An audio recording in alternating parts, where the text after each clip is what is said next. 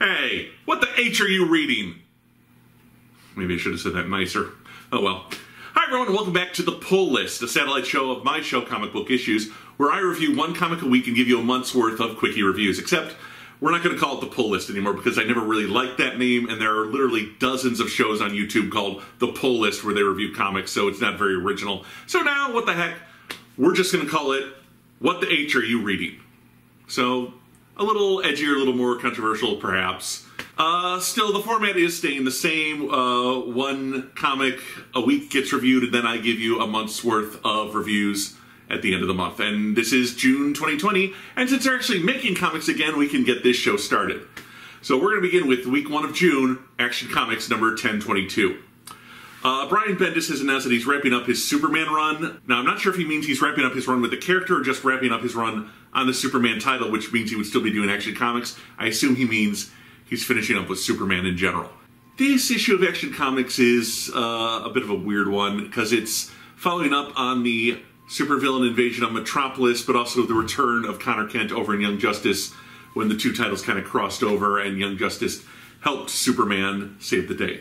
Most of this issue follows Superman, the Justice League, Young Justice, John Kent, and Brainiac 5 from the Legion of Superheroes, as they all try and figure out who Connor Kent is and why certain people remember him and other people don't. This is also the first time that we get to see Ma and Pa Kent back in continuity since they were resurrected, or rather their timeline where they were alive was resurrected in Doomsday Clock. The art by John Romita Jr. is competent as always, but the story is kind of all over the place. If you're not following the events in Young Justice, you might be a little confused. If you're not following the events in Action Comics and reading Young Justice, you might be a little confused. So you kind of need to be reading both titles, and I'm never a fan of having to read two different titles to know what's going on. It's a mixed bag issue, but there are some genuine moments that I really like at the end when the Kents reunite with their son, their grandson, and their ward. They do remember Connor Kent, so that's kind of a heartwarming moment. But Superman is left wondering why he doesn't, and if that means somebody has been manipulating him. Now, I've always considered Action Comics to be the better of the two Superman books that Bendis is writing, but it's lost its luster recently, and I hope that before he goes out, he kind of reinvigorates the title and gets it back on top where it needs to be. And then he could go do Batman, which is what we all wanted him to do in the first place when he defected from Marvel. And for week 2, it's Adventureman number 1, written by Matt Fraction and drawn by Terry and Rachel Dodson. Adventureman is a new book from Image. Now, Adventureman is kind of a pulp book, you know, the fantastic city of the future, everyone's flying around in blimps. Adventureman is the name of the pulp hero who defended the city in the past, at least in these fictitious books that this young boy is reading. In fact, the first third of the book is an Adventureman story, and then it kind of just ends on a cliffhanger, and that was the last Adventureman book ever published. And then we see that the book is being read by Claire Connell to her son before bedtime. We meet Claire's entire family, and they're all the best and brightest of these adopted women and their father, except Claire, who is kind of the only average one. She's a hearing-impaired single mother who runs a used bookstore. Later, a strange woman gives her a copy of an Adventureman sort of reference novel with like plans, instructions, all his secrets in it, and is attacked by these shadowy men who are actually filled with vermin, spiders, worms, flies, that sort of thing. She takes the book home to her son, but is also followed by the vermin, and this is where the story cliffhangers. What's going to become of Claire and her son? What's in that book that's so important? Who was that mysterious woman? Who are these vermin creatures following her around? Now, Matt Fraction is one of my favorite writers. He's written some of my favorite titles like Hawkeye and the current Jimmy Olsen over at DC Comics. This book is a little shaky to start with. It's establishing a lot. The first third of the book establishes Adventureman and all his characters. The second third establishes Claire, her son, and her family. And then the last third is some actual plot development as the mysterious creatures are after this new book. So to break it down, about 2/3 of this book is all set up, and then the last third is plot development. It doesn't really grab me as much as I would have liked because, like I said, all the plot just happens in the last few pages.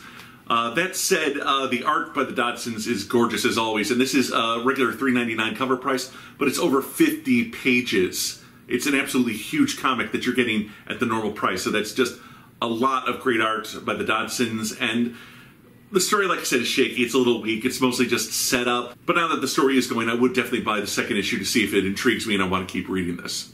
Now, for week 3, it's Strange Adventures number 2. This is almost a second first issue. Whereas the first issue introduced us to Adam Strange, his wife, their book tour, and the controversial murder of a man who accused him of fabricating everything in that book. It ended with Batman introducing him to Mr. Terrific, who would impartially investigate the murder claims against him. Issue 2 jumps back and we're introduced to Mr. Terrific. We see that he's constantly pushing himself physically and mentally to be the best that he can be. But that's intercut with him reading the book, so we have these flashbacks from the book as he's continually trying to make himself the best person he can be. Now, Tom King's story is straightforward enough, with a little bit of a twist coming at the end as to why Mr. Terrific agrees to investigate Adam Strange. The Earth art is done by King's Mr. Miracle collaborator, Tom Gerards, and the flashbacks from the book are done by Doc Shaner. So far, this book has been a slow build. There was a lot of intriguing stuff in the first issue. The second issue is, again, okay. We're just getting some like fantasy stuff from Ron, intercut with Terrific.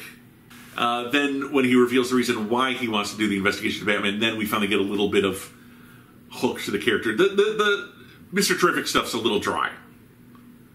But now that we've merged the two books, they're going to go forward with these two stories and intercut between them. Now I think we can start developing the plot proper and making this book hopefully as fun to read as Mr. Miracle was. Finally, for week 4 of June 2020, it's Avengers Empire #0. This issue is written by Immortal Hulk author Al Ewing and drawn by House of X artist Pepe Larraz. It sets up the future Empyre series where the Kree and Skrull empires team up to invade Earth, and does that by reintroducing the Kotati, a race that was wiped out by the Kree when they wanted to earn the Skrulls' favor in the far distant past. The Kotati are actually a sort of sentient tree people. They're plant species, not like Groot. They look like humans, but their faces wouldn't, that kind of thing. The Avengers travel to the blue area of the moon, which is the only place on the moon that you could live in because it has an oxygen-rich atmosphere, and they find that the Kotati have been resurrected and are growing this giant forest on the moon, and now the Avengers and Kree are coming to wipe them out. There. Conflict established. This is all seen through the eyes of Iron Man, who starts with this flashback where he sees the Kotati being wiped out, and then kind of observes everything as we run into the former Avengers swordsman, the guy who trained Hawkeye, who's living on this area of the moon with his son, Quai, who he had with Mantis, Quai is supposed to be the celestial messiah. He's going to bring peace to the universe. And now these two alien armadas are coming to kill him. Iron Man rallies the Avengers to protect Quai, and Tony Stark kind of realizes, I shouldn't be comfortable here on the moon, surrounded by wood. I'm an Earth boy, I love technology, but I am comfortable here. And that kind of makes you wonder, it's a subtle thing, but, you know, is he in control of himself, or is Quai influencing him? So there are some nice subtle questions like that, and throwbacks to, like I said, classic Avengers stories. So I really enjoyed the script by Al Ewing. Pepe Larraz, who did House of X, I've said before, his art is fantastic. I think he's really one or two big name books away from being a huge star at Marvel. So if you're going to read Empire, get this book. It gives you all the history that you need and then catches you up to where the Avengers are when this story starts. If you're not going to read Empire, skip this book. But the art and the script are really good. But it's a tie-in, so like I said, if you're not reading Empire, you don't have to read this. Okay, that's all for June, but I'm going to do some new things with What the H Are You Reading? And I'm going to make some recommendations. Sometimes I come across comics that I can't recommend because they don't show up in the weekly buy list that I go by. Maybe I should call it the buy list. Nah. So I sometimes find comics, and I can't work them in because I didn't buy them when they came out, but I do want to recommend them, but I don't want to make a whole comic book issues episode out of it when I come across them. And this is White Ash issues 1 through 4. I've seen White Ash on Kickstarter quite a few times, and I've wanted to read it. So recently they wanted to fund their 5th issue, so I did the level where I could get the digital backlog of previous issues and get caught up. White Ash is written by Charles Strickney and drawn by Connor Hughes. It's a really solid, fun story. It's actually in the fantasy genre, but set in modern America. Basically, Alec is this really smart kid, but he's getting out of the small town. He's leaving his home of White Ash. When there's an accident at the local mine and his father is hurt, he basically learns that his father, his uncle, all their friends, everyone who works in the mine, and himself are dwarves, like Lord of the Ring dwarves. And the people, the kind of aristocrats who run the mine, including the owner's attractive daughter Lillian, are actually elves. and there's a serial killer in town who may or may not be a dragon. It's like Lord of the Rings meets Twin Peaks is the best way to describe it.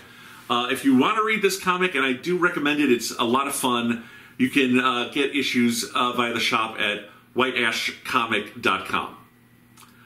All right, that's it for June. Thank you for joining me on the rebranded pull list, now known as What the H Are You Reading? Until then, my friends, I'll see you back here next time. I'm your host, Brian Hines.